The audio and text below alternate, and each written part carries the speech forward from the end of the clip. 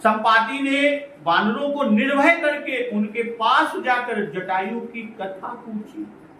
तब उन्होंने सब कथा संपाति को सुनाई।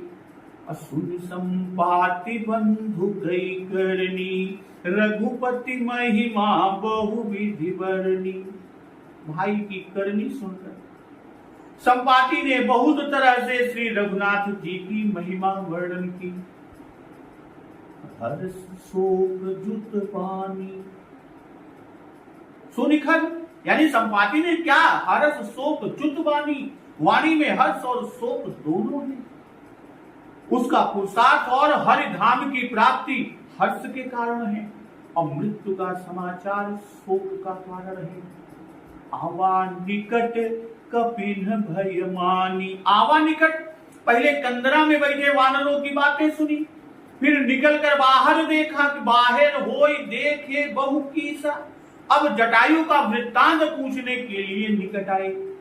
अब वानरों ने समझा कि खाने आता है, इसलिए कपिन भय मानी, वानर डरे और तिन्हई अभय कर पूछे सिजाई। पहले दूर से अभय किया, संपाति ने वानरों को दूर से अभय किया, तब पास जाकर पूछा जिससे वानर भाग न जाए। अब तिन्हई अभय कर से ये जन्माए कि उसके वचन पर वानरों को विश्वास नहीं था। वे यही समझते थे कि इस बहाने से आकर वह हमें खा लेगा। शोक के कारण संपाति का टूटा हुआ स्वर सुनकर भी वानरों ने विश्वास नहीं किया। क्यों? क्योंकि उसके कर्मों से वे शंकित हो गए थे। तब अंगद ने सब कथा कही और अध्यात्म रामायण में उल्लेख है कि संपाति ने कहा, हे वानरों कहो आप न डरें। तब अंगद उठे और कहने लगे कि भगवान रामचंद्र लक्ष्मण और सीता जी के साथ वन में रहा करते थे, यानी जन्म से और यहां तक की सारी कथा बताई। कथा सकल पहले जो वचन अंगद ने कहे उसमें जटायु की कथा संक्षेप से थी और अब विस्तार पूर्वक कही। तो बंधु कई करनी, भाई रघुनाथ जी ने अपने हाथ से जटायु की क्रिया की।